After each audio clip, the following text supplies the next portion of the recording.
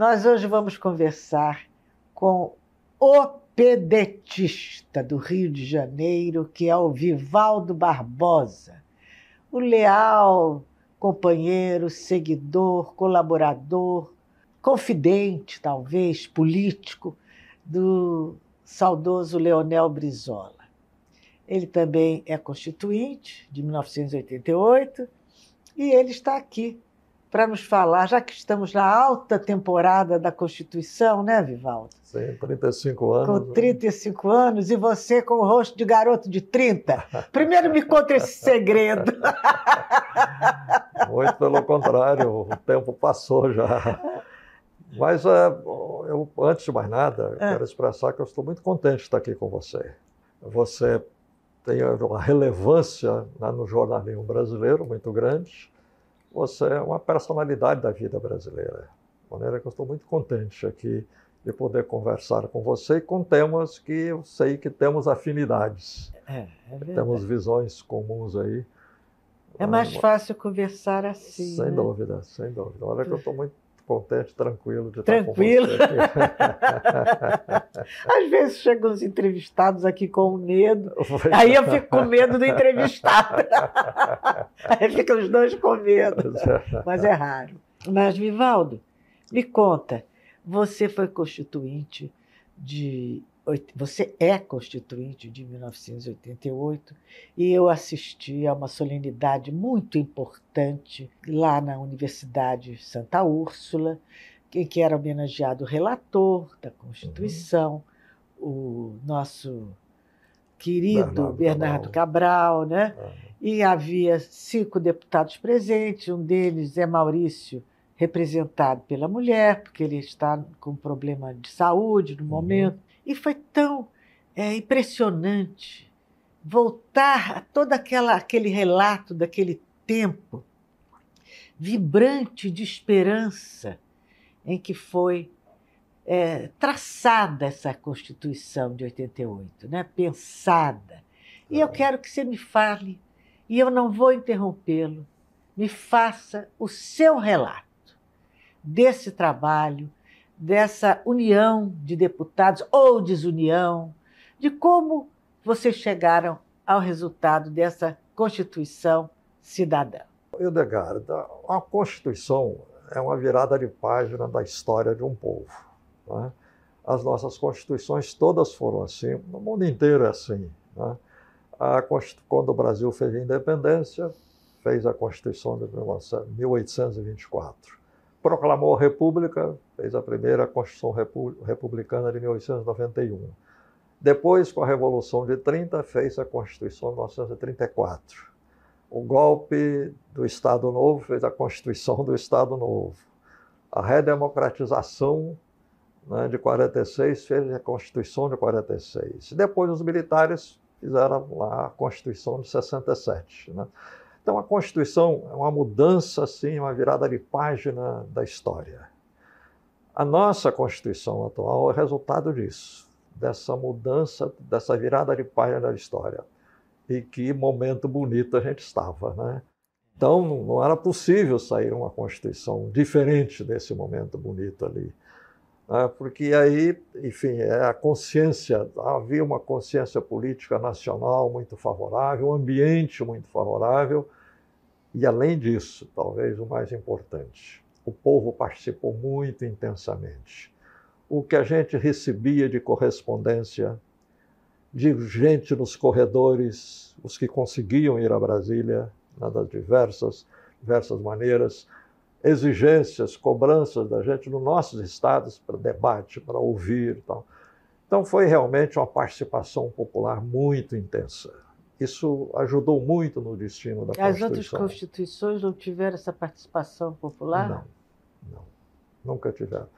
Aliás, uma característica, o Bernardo Cabral lembrou lá naquela homenagem a ele, é que a Constituição brasileira não foi feita a partir de um projeto dos sábios, dos iluminados ou dos grandes figuras que apresentavam um projeto e vinham os deputados discutir, alteravam, montavam, mas a partir de um projeto feito. Né? Essa não tinha nenhum projeto anterior. Ela foi feita a partir de Foram 16 subcomissões, lembrando bem o número, que se dividia nos diversos temas, e ali nos debates iam surgindo as redações, as propostas, as emendas, com o povo participando. Não tinha uma dessas comissões que não tinha sempre uma boa plenária. O povo mandando sugestões e tal. Então, o projeto foi construído a partir desse trabalho. Ele não tinha projeto anterior nenhum, até que surgiu o primeiro resultado desse projeto foi uma coisa, na época se criticou, mas era o resultado, era assim mesmo. Foi um pacotão grande de uma Constituição de mais de 600 artigos, primeira versão.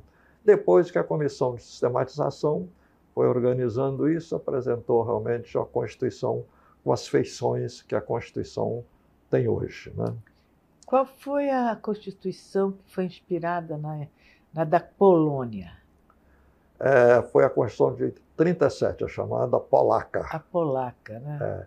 Que essa foi redigida por um grande jurista da época, o Chico Ciência, Francisco Campos, chamado Chico Ciência. Uhum. Ele que redigiu a Constituição. É engraçado que parece que o secretário dele, que anotou todo, fez as anotações dele, era Carlos Medero, que depois foi ministro da Justiça do regime militar. Né? Então tem as suas conexões aí. E o filho do Carlos Medeiros testemunhou o atentado contra a mamãe. Você sabia disso? Não sabia. E ele confidenciou isso no Hipopótamos, porque ele era muito boêmio. Depois dele confidenciar isso, ele sofreu um desastre. Ficou bem mal. Quando eu soube que ele tinha revelado que ele sabia, eu fui atrás dele.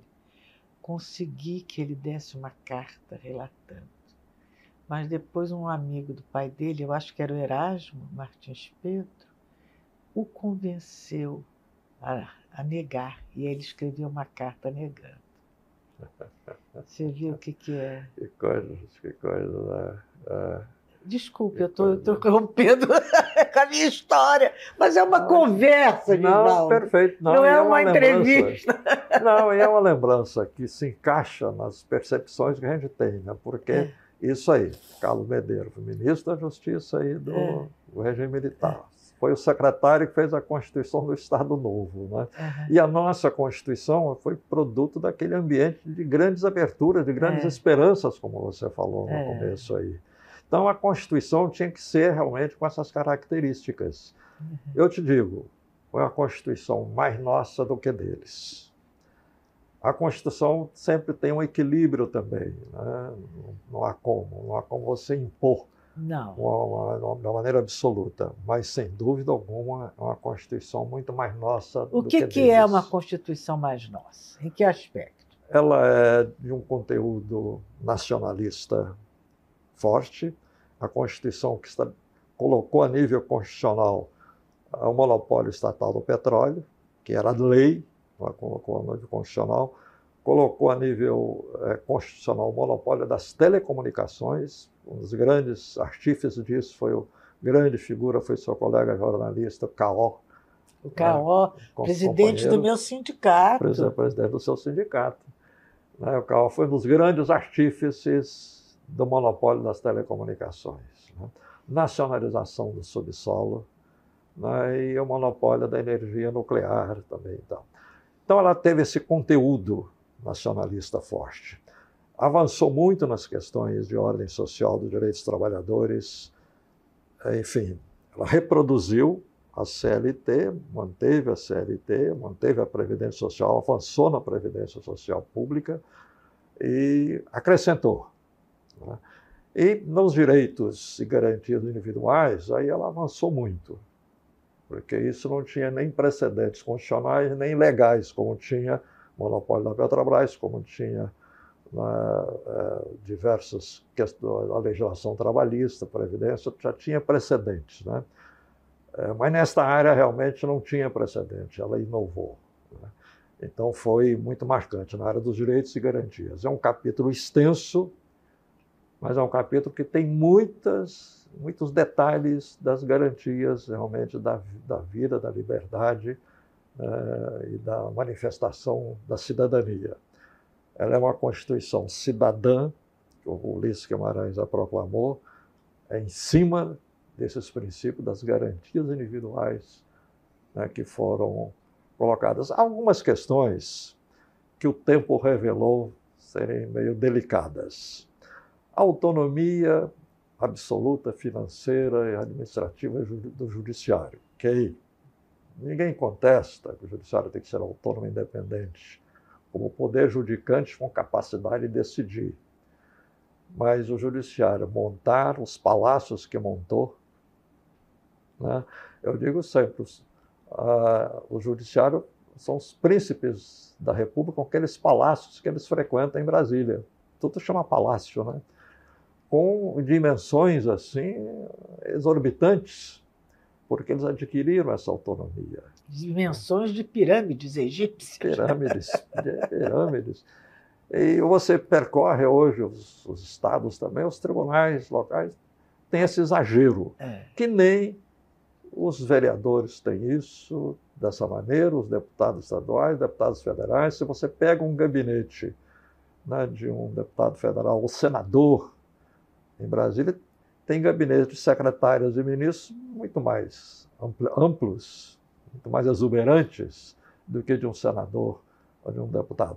São questões que é evidente que a história pode ir corrigindo também, né?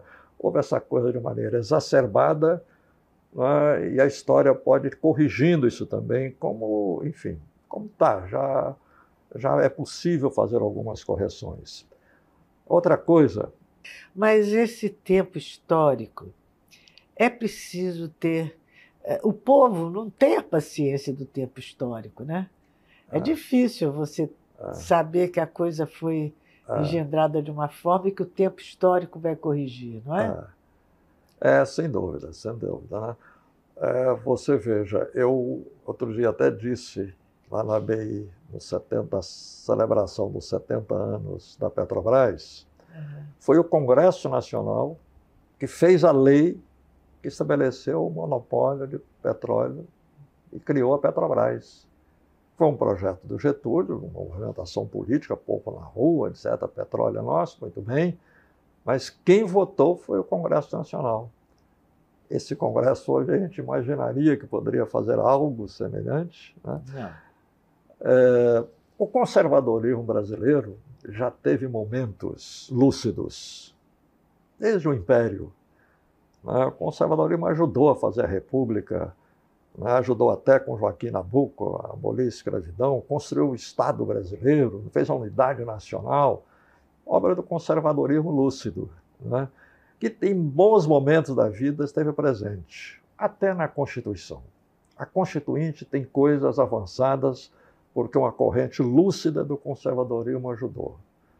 E agora, o conservadorismo brasileiro está tão atrasado, nesse momento histórico mais recente, né, tão atrasado, de maneira que você hoje verificar a dimensão que foi um Congresso Nacional, a dimensão Congresso atual, aí realmente a gente vê que o momento é muito diferente. Agora, você poderia citar alguns conservadores lúcidos? Exemplos de conservadorismo lúcido? Ao longo do nosso tempo... Vamos fazer na Constituinte. Na Constituinte, Afonso Arinos, que foi presidente da comissão de... Ulisses Guimarães, que não era uma pessoa de esquerda, né, mas foi uma figura... Mário Covas, que depois foi para o PSDB, foi de uma lucidez, uma participação lúcida na Constituinte muito grande. E outras figuras até, na época já era o PFL, não era mais Arena, né? Figuras como Bonifácio de Andrada, do PFL, e diversas outras. Enfim, dentro de uma lista eu poderia apontar a você realmente diversas figuras, né? Que sempre marcaram muito a nossa história. e que hoje estão marcando a nossa história, o conservadorismo hoje marcando a nossa história de maneira muito negativa. Existe hoje o conservadorismo lúcido? Não. Não, né? Não. Eu não consigo identificar. Infelizmente, eu não consigo identificar. É um conservadorismo atrasado, aliado aí a um direitismo, inclusive medíocre, pequeno. Então, o conservadorismo se aliou a isso aí. Você acha que isso pode ser consequência da formação dessa geração, ou consequência da má educação brasileira? Consequência do quê? Esse retrocesso. Com você eu posso dizer com tranquilidade que não é um ataque à sua categoria, não. Mas os meios de comunicação são grandes responsáveis por isso aí. Há pouco tempo eu vi a celebração dos 50 anos da TV Globo. Isso não é impune. 50 anos, né, da TV Globo em cima, todos os meios de comunicação, não é só a TV Globo. Apenas os 50 anos me marcou para fixar uma coisa. Mas os meios de comunicação, se você veja o ambiente das editorias, os livros editados, né, as revistas, né, rádio, televisão e tal. Então, isso foi uma massa... É uma guerra híbrida. Uma guerra híbrida. E foi isso, engraçado, que isso aconteceu na sequência à Constituição. A Constituição foi avançada em virtude daquele momento, mas no ano seguinte, o povo foi levado a eleger Collor. No ano seguinte, 89, uma coisa realmente avassaladora. Aquela coisa de caçador de Marajá. É um golpe de Estado, um golpe na cabeça das pessoas. E com aquela obsessão do ladrão. É isso criou realmente um ambiente aí, né? Do político ladrão, né? É isso aí. E criou realmente um ambiente, acho que o meio de comunicação contribuíram muito, além da movimentação política internacional também, que ajudou muito, né? Isso aí, a movimentação política internacional foi muito alterada nesse período aí, né? E a construção de um esquema agora mais recente no judiciário, esquema de lavajatismo no judiciário, né? E o meio de comunicação, enfim, cutucando isso aí. Você vê que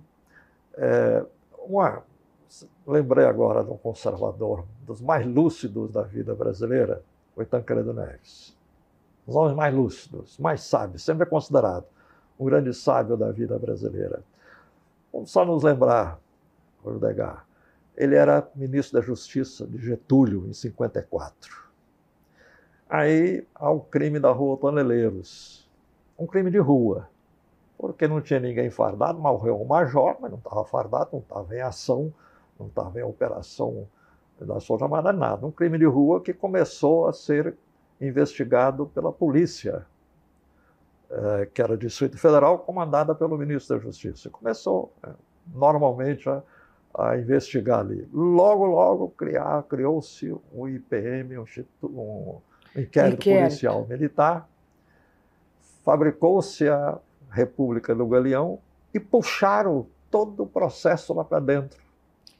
E dizem até que o Lacerda deu um tiro no próprio pé. Dizem que ele disse que tomou um tiro no pé e engessou o pé. Os ortopedistas não compreendem como isso pode acontecer. Engessa o tiro. Pois é. Né? Então aconteceu aquele episódio, e aí você veja como é que caminha a história. O famoso triplex em Guarujá, o famoso sítio em Atibaia, as empreiteiras, a Petrobras é do Rio de Janeiro, as empreiteiras é de São Paulo, Bahia, Rio, os parlamentares, os políticos envolvidos de Brasília. Como é que esse processo tudo foi parar em Curitiba? Puxaram o inquérito da morte do major lá, da Polícia Civil para a Justiça Comum, para um inquérito policial militar, um IPM, criou-se a República do Galeão. E agora puxaram tudo isso para a República de Curitiba. Para a República de Curitiba. Né? Então, são esses golpes, assim, criam impactos realmente que dificultam o avanço da vida brasileira. E sempre né? O conservadorismo mais lúcido murcha, se acomoda, são parte dessas movimentações golpistas, mas a capacidade do povo brasileiro se recuperar é grande. O povo brasileiro se recupera disto. Você veja que Getúlio foi massacrado lá, em 54. Em 55, o povo elegeu Juscelino e Jango, o vice era eleito. Elegeu depois Jango novamente, né? E se não desse o golpe de 64, ia continuar, né? Tiveram que dar o golpe. Agora, com esses golpes que deram aí, do Caçador de Marajás, outro golpe, o Plano Real, né? O povo brasileiro acreditou que o real era maior, mais forte do que o dólar, mais importante do que o dólar, tinha um valor maior do que o dólar, né? Depois quebramos. Depois quebramos, né? Depois quebramos aí, né? Então, esses golpes, o povo brasileiro depois elegeu Lula 2 vezes e Dilma 2 vezes. Esse golpe mais recente agora, dessa situação de lava-jatismo aí, com golpe, derrubada da Dilma, levou a derrubada da Dilma, a prisão do Lula, na história do Brasil, na história de um povo, não é? Com as nossas características, prendeu o ex-presidente da República. E um presidente popular, o maior líder do país. Um presidente popular e que nada, sem se preocupar em provar nada de concreto, e, como disse, fazendo manobras para criar uma república judiciária lá em Curitiba, manobras golpistas, que levou depois à prisão dele. Isso é uma coisa que a nossa história vai nos indagar como é que isso aconteceu no nosso tempo, na nossa geração. Mas o povo se recuperou, em meio a esse massacre todo, elegeu Lula novamente, e o povo vai ajudando a construir essa nova situação do país. Você acha que o nosso povo, eu falo, as multidões, a massa brasileira, ela tem essa lucidez para reagir? Esse povo que está cada vez mais sendo orientado para um fundamentalismo religioso, sendo envenenado por mentiras, pelas fake news, e também sendo cativado por um consumismo desmedido que o afasta de qualquer possibilidade de reflexão? Esses percalços existem, né? Esses percalços são enormes e muito presentes na vida brasileira atual. Mas, apesar de tudo isso, o povo se libertou no seu conjunto e fez uma manifestação política extraordinária e continua uma postura política extraordinária. Mas é um percalço grande, né? Como é que realmente se misturou religião com política, política com religião, né? Política com dinheiro, né? Como é que isso se...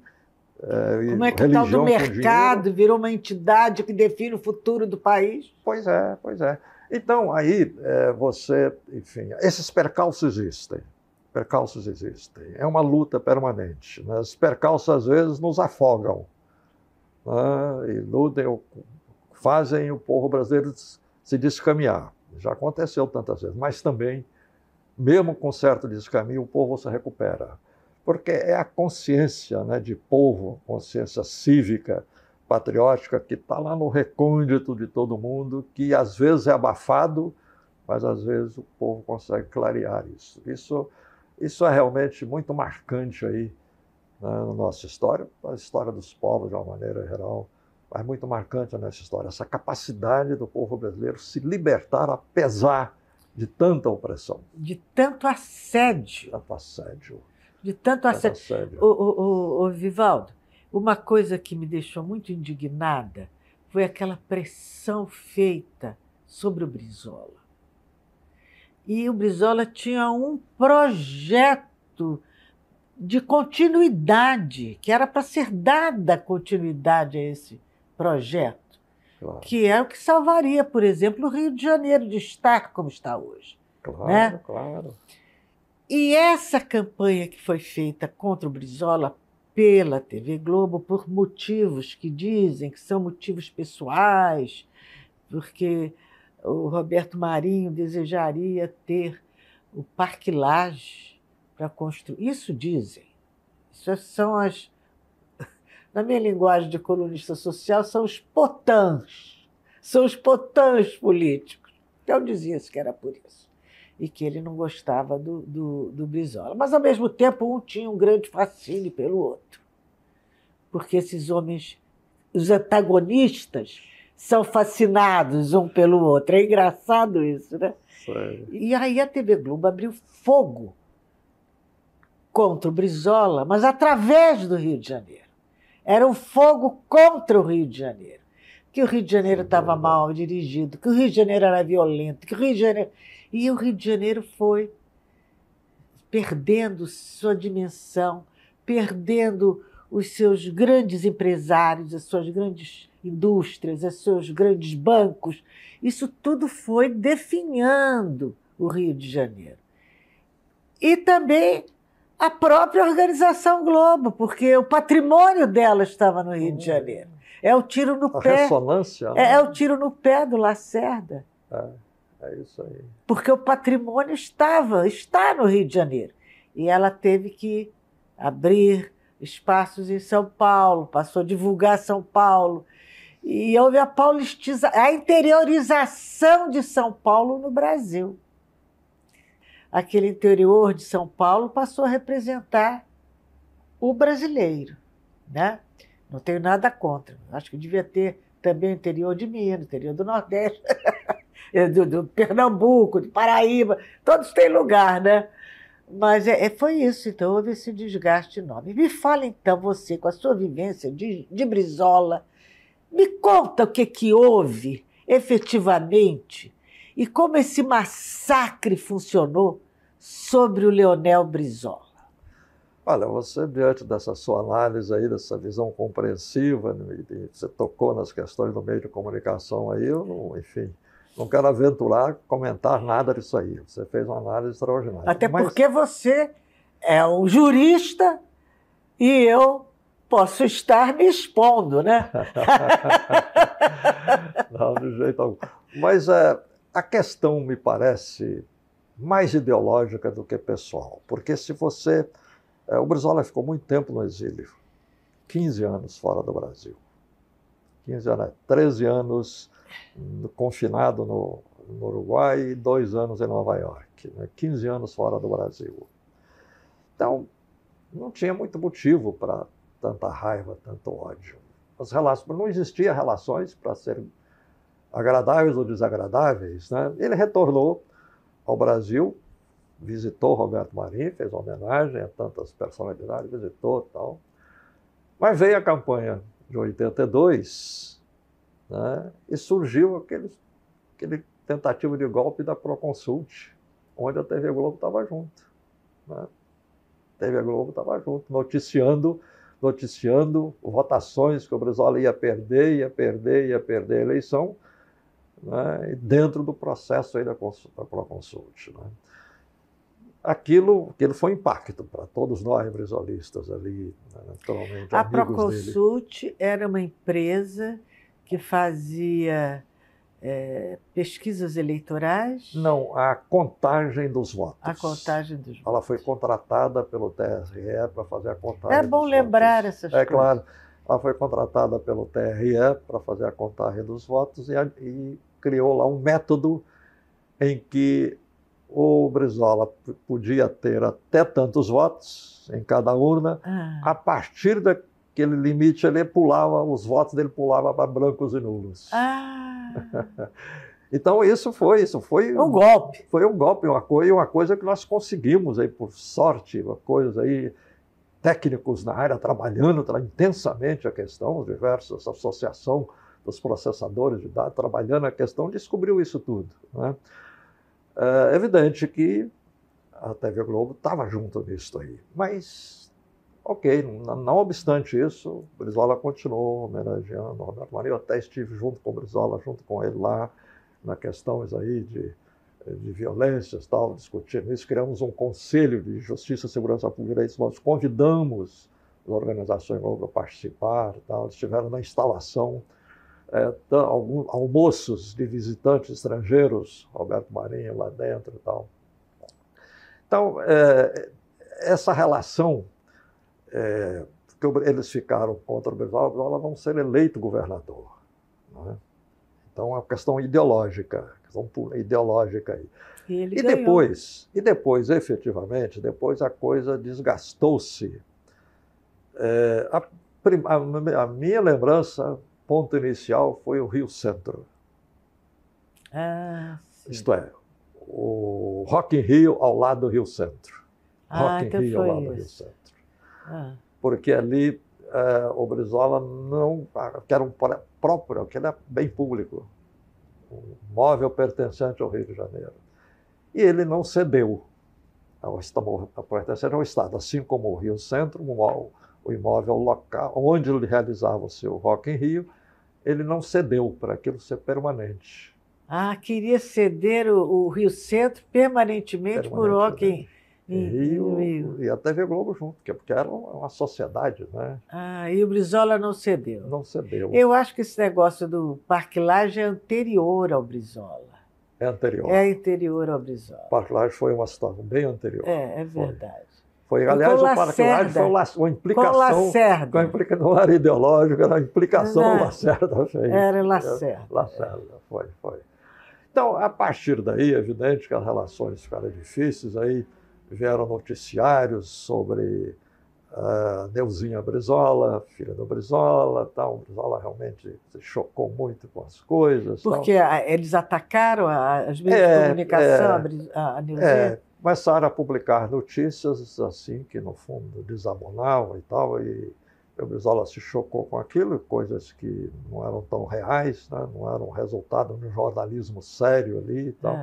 Então aí começou-se, né, evidente, a ver aí, mas o terreno do Rock in Rio foi o ponto inicial. Né? O ponto inicial. E aí o Brizola, chegou um tempo, começou a escrever artigos, aqueles famosos tijolaços. Né? Foram ótimos. Né? Aqueles famosos tijolaços que ele escrevia no Jornal do Brasil, e ele realmente partiu para um confronto grande. Depois passou a sair no Globo também, né? Foi sim. Eu acho, creio que sim. Matéria paga. Matéria paga, creio que sim. Então, essa questão é uma questão mais ideológica, porque o Brizola representava a retomada do trabalhismo no Brasil, que foi realmente o que colocou esse país de pé. O trabalhismo fez a legislação trabalhista, a previdência social, salário mínimo e aposentadoria para o povo brasileiro, né? As estatais estratégicas, a reorganização do Estado Nacional, a ideia do desenvolvimentismo, né, para fazer uma capacidade do povo brasileiro se desenvolver, superar o atraso. Essa capacidade que o trabalhismo incutiu no povo brasileiro. Né? Um dos grandes astros disso aí foi o Cilino Kubitschek, né? Que captou essa questão muito bem, foi um grande revelador e conscientizador desse sentimento para o povo brasileiro. Isto aí, você retomar isso depois do regime militar, como política brasileira, era demais para o conservadorismo aceitar. Né? E realmente aí não aceitaram, enfim, os atritos foram fortes aí, mas acho que a questão central é esta aí. O Brizola não podia voltar como personalidade política capaz de dar e retomar essas bandeiras e dar esse sentido para o Brasil. Depois, enfim, se deram mal porque o Lula veio e assumiu esse terreno. Né? Não tão exatamente, porque não é a mesma coisa, são personalidades diferentes, mas o Lula assumiu esse terreno e, como se diz aí, na gíria jornalística, tiveram que engolir. Tiveram que engolir. Agora, esse foi a razão, então, da sua análise, de quem foi a testemunha desse tempo, né? Desse disputa, desse litígio da Rede Globo em relação ao Brizola. Mas por que os militares, já no fim daquele projeto de ditadura, tinham tanto medo do Brizola? O Brizola foi quem desafiou e venceu as Forças Armadas brasileiras com a questão da legalidade, né? Eles não engoliam aquela questão de Então não é jeito medo, nenhum. é ressentimento. Ressentimento, né? Porque o Brizola os venceu naquele período, né?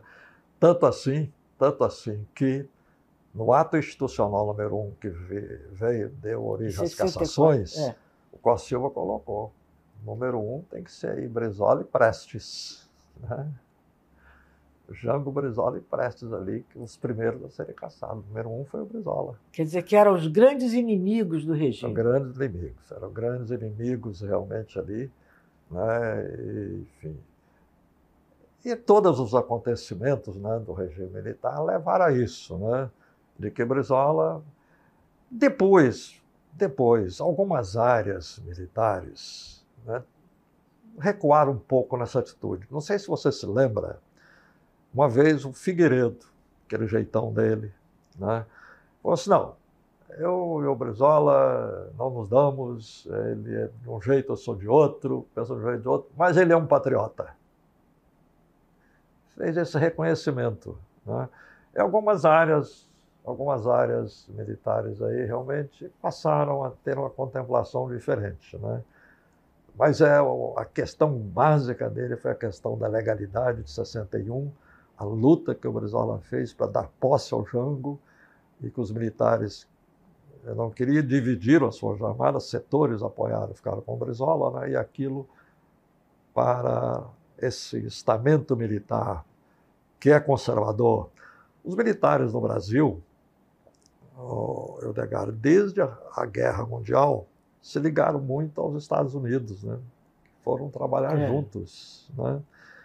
Então, apesar, né, de correntes depois subsistiram diferentes, mas a corrente que dominou o pensamento militar no Brasil era uma corrente muito ligada aos americanos, aos Estados Unidos, né? Ainda é, né? E aí também o Brizola desapropriou a empresa de energia elétrica e a telefonia da ITT no Rio Grande do Sul. Os americanos, apesar de toda o Brizola ter vivido lá, o Carter acolheu o Brizola depois do exílio, o Brizola ficou com uma admiração grande pelo povo americano ali, a convivência que ele teve lá, mas isso nunca saiu da visão deles de que ali estava o adversário.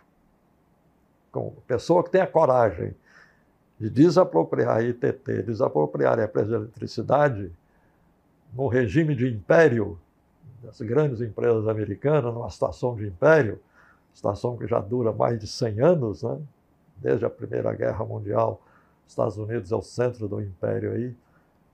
Aquilo é evidente que nunca foi tragado. E assim como a TV Globo, o conservadorismo brasileiro, de uma maneira geral, as áreas militares são muito ligadas ao Império, muito ligadas aos Estados Unidos, ideologicamente, né? O senso de autoridade do Brizola sempre foi muito forte, né?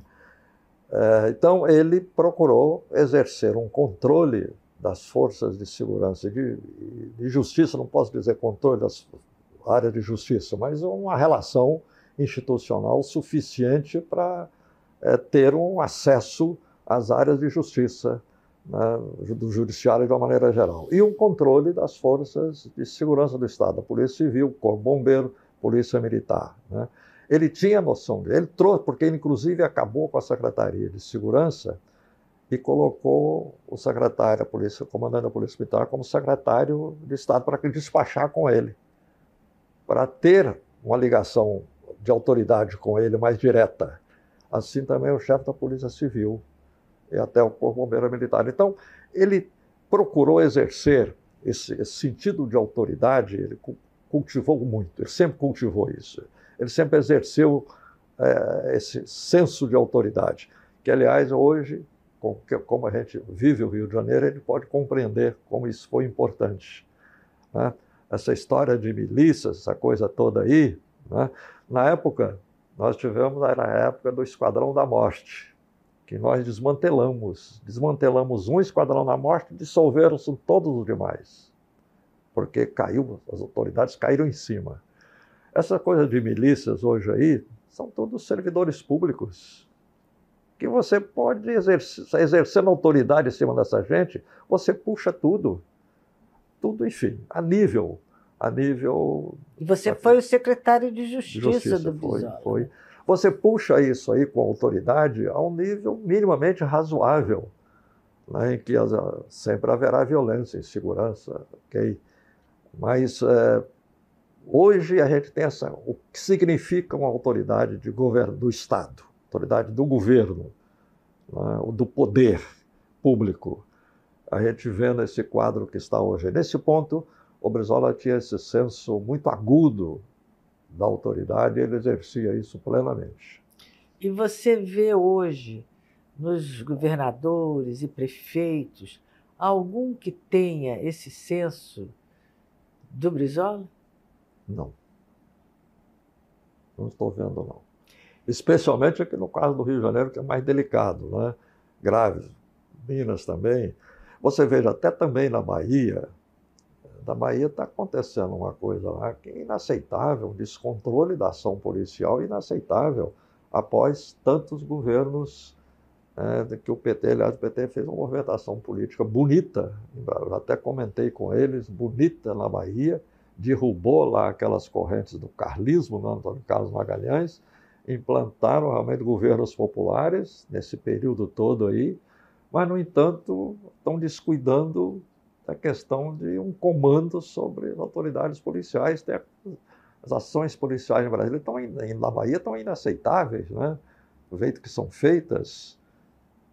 Então, e também, eles alegam, muitas forças do crime se deslocaram. Hoje, em virtude do armamentismo do Bolsonaro, né, apesar do fascismo, da falta da autoridade política do Bolsonaro, autoridade institucional, hoje realmente as áreas criminais estão muito mais volumosas, com arma na mão, mais arma na mão, mecanismos aí de tráfico e de contrabando de arma muito mais amplos, né? Então, o pessoal da Bahia diz que está afetando muito lá, mas um governo do Estado tem condição de exercer uma autoridade sobre isso aí e melhorar muito esse quadro que nós estamos vivendo lá. Isso seria uma característica dos governos ou do pensamento do PT em geral? Porque eu me lembro que, na época em que a Dilma começou a ser desestabilizada, diziam muito que era o excesso de republicanismo do seu ministro da Justiça, né? Que era muito criticado por isso, que inclusive a palavra republicano ficou muito na moda, né? Falar, não é republicano, é republicano. E o golpe rolando, né? Será que com o Brizola era menos republicano? Olha, ele tinha uma noção mais forte do Estado do que os nossos caros companheiros e amigos do PT. Ele tinha uma noção mais forte do Estado sobre isso. 2 episódios que aconteceram na França, pelo Jacques Chirac, que era um gaulista, né, conservador, mas era discípulo do De Gaulle.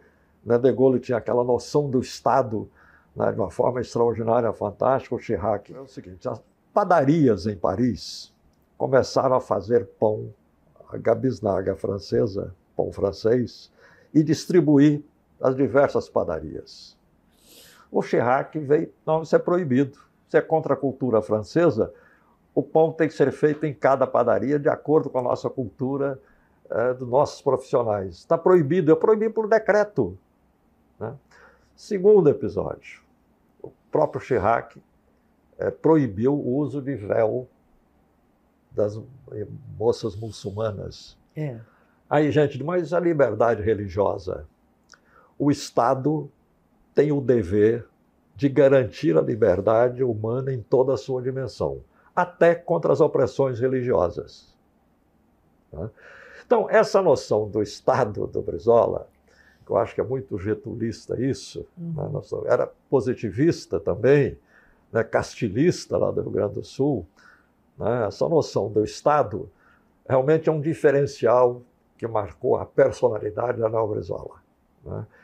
E isto é uma coisa que hoje é necessidade, é o melhor caminho. Essa postura é o melhor caminho. Essa noção do Estado democrático, claro, não é autoritário, é apenas o poder do Estado para garantir efetivamente as liberdades, plenamente, em toda a sua dimensão. Essa noção o Brizola tinha muito, inclusive garantir a soberania nacional, né, diante dos que ele chamava aí das perdas internacionais, enfim. O papel do Estado é esse, ele tinha essa noção. Agora, a cada tempo, a cada minuto que passa, dia, ano, semana, mês, o Brizola cresce. Cresce como o pão da padaria lá, francesa. Exato. O tempo está fazendo um bem enorme ao Brizola, porque ele está cada vez maior. Você pode me explicar o motivo disso, Vivaldo? Olha, enfim, a análise também, a história, né? Uma vez dizem que perguntaram ao Zhou Enlai, o primeiro-ministro da chinês, companheiro de Mao, foi numa pergunta, perguntaram o que ele achava da Revolução Francesa, o que ele diria da Revolução Francesa. Ele teria dito, é um episódio muito recente para ser analisado. Considerando a perspectiva do Zhou Enlai.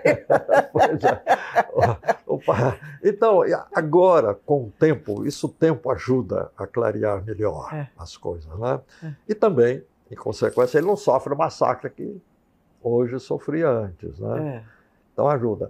Mas é evidente que isso está ainda muito assim no terreno dos analistas, dos que compreendem e tal, porque é preciso essa imagem dele, esse reconhecimento dele, chegar mais ao povo brasileiro. Já chegou à academia? Eu acho que boa parte sim, boa parte sim. A academia já reconhece isso. Uma das razões de ser do nosso movimento, o trabalhismo, é isso aí. Retomar as ideias de Brizola, retomar o trabalho, o que foi o trabalhismo no Brasil, para ver o que pode ser o trabalhismo e a figura, os ensinamentos de Brizola, o que podem dar fruto ao Brasil hoje, que pode ajudar o Brasil. Um legado. Isso é um aí, legado do Brizola, né? O legado. É que essas diversas questões aí, questão da educação, né, mas essa noção de autoridade, nosso papel do Estado, né, enfim, a presença internacional do Brasil, que, aliás, o Lula hoje está fazendo. A soberania. A soberania nacional. Né? Então, e a coragem de desafiar o Império. Coragem de desafiar. Não, o Império e os seus sócios menores aqui. Sócios minoritários. Sócios minoritários aqui. Mas então, vamos falar mais do Brizola. Me conta as reminiscências, os encontros, como é que ele era no dia a dia, em casa. Ele gostava de vinho. Falam muito que ele entendia muito bem de vinho, que era muito refinado nesse aspecto. Me fala do Brizola. O homem, a pessoa, o amigo. Já que você puxou a questão do vinho, isso aí me parece que foi uma fase já mais na frente. Porque até na época que eu conheci, tive mais contato com ele, que foi a partir dessa campanha de 82, que eu trabalhei muito diretamente com ele, não era muito presente isso nele, não. Mas depois foi uma coisa que ele presente, ele gostava. Gostava de ouvir aconselhamentos, né, sobre questões de vinho. Ele realmente passou a gostar aí uma certa fase aí. Ele é uma pessoa que o nível dele de responsabilidade pública, ele tinha amigos, claro. Tinha amigos, nós éramos amigos, diversas pessoas amigos dele e tal aí. Mas o interesse público dele era uma coisa que tocava mais alto, a visão de interesse público. Né? Ele até muitas vezes chegou a dizer, em conversas com jornalistas, tal, olha, eu não, enfim, até os mais íntimos dos amigos, né, não deixo prevalecer das coisas, uma coisa semelhante que ele disse aí até numa conversa com jornalistas, né? É também uma coisa que dizem que Getúlio era muito isso. Dizem que ninguém batia nas costas do Getúlio, dava tapinha nas costas, tal. Dizem que ninguém dava tapinha nas costas nele e tal. Porque ele achava um desrespeito? Que ele mantinha uma certa distância aí e tal. E o Brizola era assim também? O Brizola era mais aberto, uma pessoa mais aberta, mais popular, mais convivendo mais com a população, né? Mas ele tinha realmente uma noção disso aí. Quer dizer, ele estabelecia autoridade até no convívio pessoal com os amigos. Convívio pessoal, né? Enfim, lembrei de alguns episódios. Você chamava ele de doutor Brizola? Governador. Governador. E ele me chamava de doutor Vivaldo. Ah, interessante. Para ele era sempre doutor Vivaldo, doutor Nilo, doutor Siqueira Castro. Ele era formal. Ele mantinha um nível de formalidade. Para você, por exemplo, chegar, grandes abraços nele, ele sempre abraçava com certa mão, assim. Grandes abraços não eram tão apertados com ele, não. Ele gostava de abraçar, saudar todo mundo. E ele contava piada, porque ele era um grande frasista, né? Ele grande frasista. Punha apelidos brilhantes, né? Como Sapo Barbudo, que até hoje, até o Lula já falou em Sapo Barbudo. Agora, essa frase do Sapo Barbudo, ela também, no Jornal Nacional que deu essa frase, não interpretou bem, porque o Brizola, primeiro, ele teve uma certa dificuldade de aceitar aquela coisa do primeiro turno ali. É real isso, né? Mas aí todo mundo ao lado dele e tal, ele sentiu, né, a solidariedade partidária, intelectual e política, moral de todos em torno dele. Aí ele, estou dizendo, nas primeiras horas do resultado, né, ele se soltou aí e viu que o caminho era a questão do Lula. Mas tinha que convencer o partido. Ele fez uma reunião no Rio Centro, uma grande reunião plenária do partido lá. Aí ele foi falando, foi discorrendo aquele jeito dele de falar, foi falando a questão do Lula e tal. Depois ele produziu uma frase: mas que coisa boa seria nós fazermos as elites brasileiras engolir um sapo barbudo. Essa foi a frase que ele falou. E aí declarou apoio. Declarou apoio. Aí ele pediu o apoio, aí o pessoal, enfim, os que resistiam, né, deram unanimidade de apoio a ele ali. Né? Se você fosse fazer uma comparação do Brizola com o Lula, temperamento, método, atitude... Que é possível, mas, enfim, há diferenças e muitas semelhanças, né? O sentimento para com o povo brasileiro é idêntico entre um e outro. Para com os humildes é idêntico entre um e outro, não é? O sentimento de justiça é idêntico entre um e outro. O sentimento de democracia, né, de respeito às pessoas humanas, ao ser humano, são muito idênticos aí, né? Mas, como eu disse até há pouco aí, né, uma visão de soberania um pouco diferente. Né? Apesar de que o Lula, com esse acontecimento da Lava Jato, que levou à prisão dele, duas questões, eu acho que ele voltou muito parecido com o Brizola. A visão do papel da TV Globo e a visão do papel dos Estados Unidos, do Império. Isso ele se aproximou muito do Brizola. O que era sempre uma coisa, passos diferentes. Eles davam passos diferentes. Talvez ainda o Brizola não desse os mesmos passos agora, mas já são passos muito mais próximos. Né? A questão do exercício da autoridade também, né, é mais presente no Brizola. Essa questão de comunicar-se com o povo brasileiro. O Brizola tem uma visão menos sindical, menos organizada da sociedade brasileira. A noção dele é menos sociedade, é mais povo, né? Desde os conceitos antigos de povo aí, que você pode pegar nas análises históricas, o Brizola tinha uma concepção mais de povo, o chamado povão, o povo mais desgarrado. O Lula tem uma noção mais do povo organizado.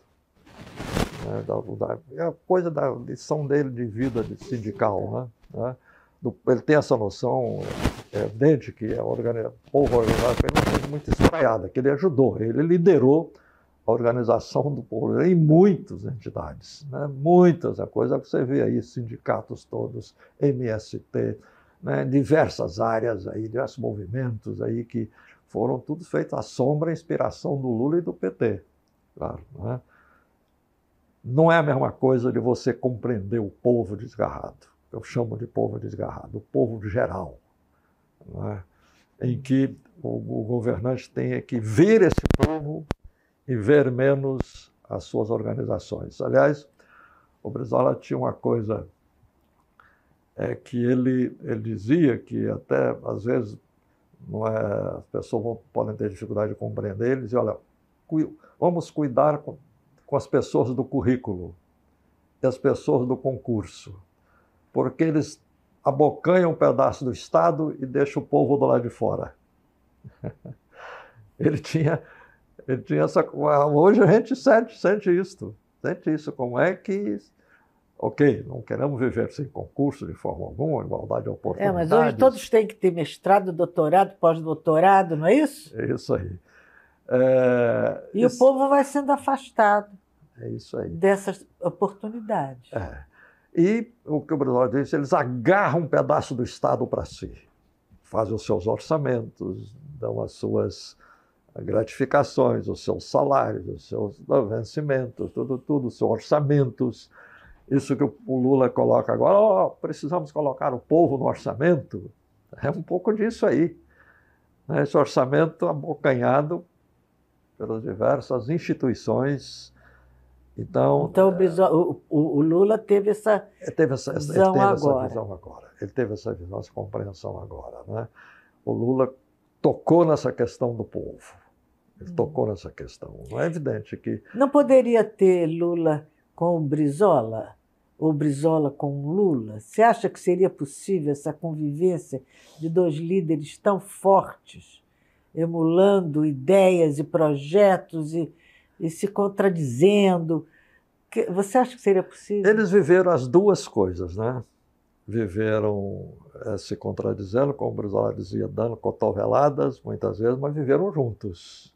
Viveram juntos muita coisa. Até uma candidatura presidencial, Lula presidente e Brizola vice, né? Então eles viveram muita coisa juntos aí. Né? Mas muitas situações de diferenças, né? Poderia dizer de competição, não sei, talvez não seja uma palavra digna para as duas grandes figuras, né? Que tinham competição, mas tinham caminhos, posturas diferentes e se viam, cada um vendo o seu papel histórico. Né?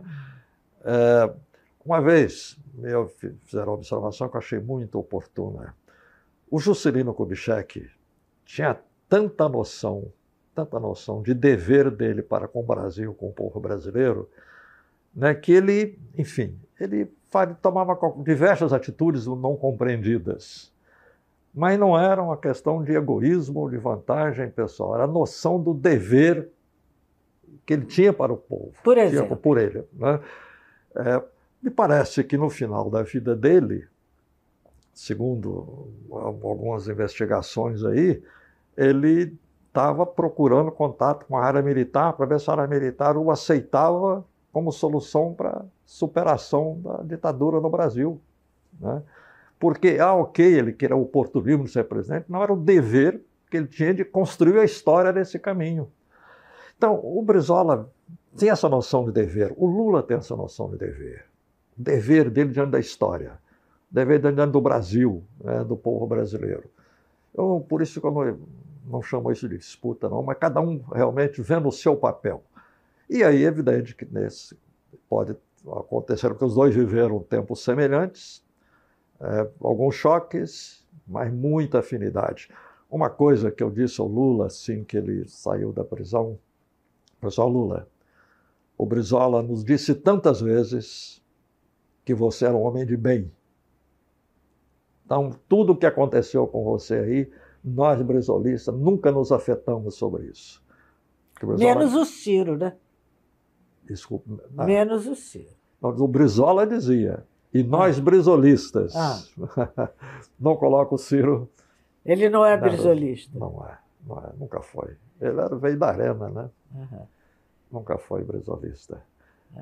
Então, o Brizola disse isso do Lula. O Lula disse para nós, né? Não disse para nós, nas diversas conversas e tal. O Lula é um homem de bem, no meio das cotoveladas. Né? No meio das cotoveladas. E isso aí está revelado, né? Está revelado. Né? Como o Lula é realmente um homem de bem. E foi tão injustiçado, né? Sem dúvida, sem dúvida. E, ao mesmo tempo, recompensado pelo povo brasileiro.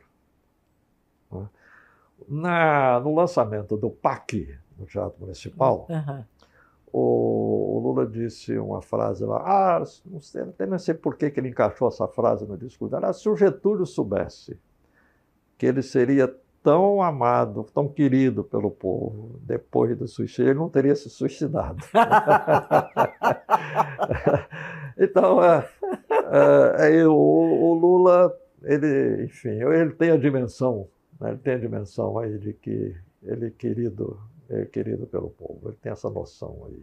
É a dimensão da história, né? Que os estadistas têm que ter, os políticos de bem têm que ter, até o conservadorismo lúcido tem que ter e demonstrou em muitas oportunidades na vida brasileira. Agora, Vivaldo, você construiu o PDT com o Brizola, né? Você foi deputado do PDT, né? Depois você trocou de partido. Não? Saí do PDT. E você seria candidato ao Senado, mas acabou sendo preterido em função do Miro Teixeira, não é? Que também não se elegeu, não é isso? E agora?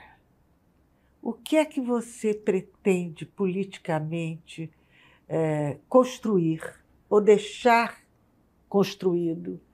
E o que é que você tem como projeto para manter vivo o trabalhismo e manter vivo todo esse princípio ideológico político de vocês, que ajudaram a construir os anos 80, 90, você que participou, foi constituinte até hoje, né? Você deve ter suas digitais na nossa Constituição, você pode até dizer quais são elas, no que você mais se empenhou, o que você conseguiu. E faz esse quadro, esse relato, um painel do Vivaldo. Faz. Nós lutamos muito dentro do PDT, depois da morte do Brizola, para manter o PDT brizolista, trabalhista. Lutamos muito. Não conseguimos. Lutamos há uns 5 anos, perdemos a parada. Né? O PDT não é mais brizolista. Não é mais brizolista, não é.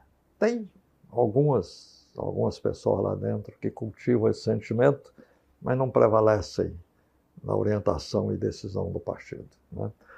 Nós perdemos a parada, eu, Caosa, Maurício, Paulo Ramos na época, né, Luiz Alfredo Salomão, diversas figuras, né, perdemos a parada. Enfim. Mas aí, depois que o Lula, nós chegamos a essa questão, você lembrou aí de senador, fomos colocados nessa questão, porque era mais uma questão do Romário ali, o Romário poderia ajudar a eleger o senador e tal. São as coisas políticas que você faz que depois não dão certo, não dão resultado, você nem lamenta, mas foi aí o caminho da história. Né? Mas depois que o Lula... e nós fundamos um movimento de resistência lá na Brizola. Fundamos isso, organicamente fundado, para resistir dentro do PDT. E depois continuamos, saindo do PDT. Né? Quando o Lula foi preso, aí eu me filiei ao PT. Achei que era um ato que deveria, nós tínhamos que prestigiar o PT, nós tínhamos que procurar todos os brizolistas, se alinharam ao PT, se alinharam, dar mãos ao Lula naquele momento. Houve um movimento nesse sentido das pessoas se filiarem ao PT. Então nós filiamos ao PT, depois fizemos a campanha do Lula, procurando articular os brizolistas aí, país afora, né, dentro da campanha do Lula. E nós hoje nos mantemos unidos em torno dessa visão, em torno do movimento trabalhismo, né? Dentro do PT e fora do PT. Alguns que não são do PT, estão até do PSOL, outros são de outros partidos, sem partido, então não se sentiram bem, apoiaram o Lula, mas não se sentiram bem, filiaram o PT. Então nós continuamos nessa ação política aí, né, de manter as ideias vivas do Brizola, atualizar o pensamento trabalhista no Brasil, que já deu certo no país, a coisa que já deu mais certo no país, né? Atualizar isso aí, e aí é como contribuição que a gente pretende dar, né? Então, manter essa militância política. Ora, como eu disse a você, a Constituição foi mais nossa do que deles. A grande marca que eu mais sinto na Constituição é a questão de manter a eleição direta de presidente da República, o presidencialismo. Até o texto da emenda que prevaleceu, o texto em torno da minha emenda, da minha proposta, eu fui escalado para defender o presidencialismo na votação que teve na Assembleia Constituinte. Aliás, a única votação que teve 100% dos constituintes foi essa votação. Uma única votação. Porque sempre tinha alguém faltando. Presidencialismo. Votou o presidencialismo. A noção de que todos tinham da importância disso aí. Né? Da importância para o Brasil, né, de manter o voto, a eleição direta para presidente da República. Manter o povo sujeito da nossa história. E você ainda pensa isso? Penso e esses avanços do Congresso para ocupar, quase que transformar o Brasil num país com primeiro-ministro parlamentar? Enfim, os congressistas hoje gostam muito de ser governo, né? Gostam muito de ser governo. O presidente Lula tem essa capacidade de procurar conciliar, mas é preciso que todos reconheçam que o presidente Lula tem a investidura popular. Tem autoridade. Tem autoridade, tem investidura popular. Essa é a magia do presidencialismo, dar investidura ao governante maior da nação, no povo. O governante foi eleito pelo povo, né? Então, essa questão é muito fundamental. Então, o presidente da República pode chegar e não chega para lá, né? Contenha-se nos seus limites aí, né? Muito obrigada, Vivaldo. Espero que você se anime a se candidatar. Você está com muita lucidez, não é um conservadorismo lúcido, mas é um trabalhismo lúcido, é uma soberania lúcida e é um esquerdismo lúcido, não é? E esse esquerdismo lúcido tem que continuar a buscar a sua posição nas urnas brasileiras. É você procurar construir os desígnios do povo. Isso aí. Eu fico feliz de saber que o Lula está muito cercado de muita gente, mas também tem pessoas da sua estatura a quem recorrer e a quem ouvir quando necessário. Muito bom. Obrigada.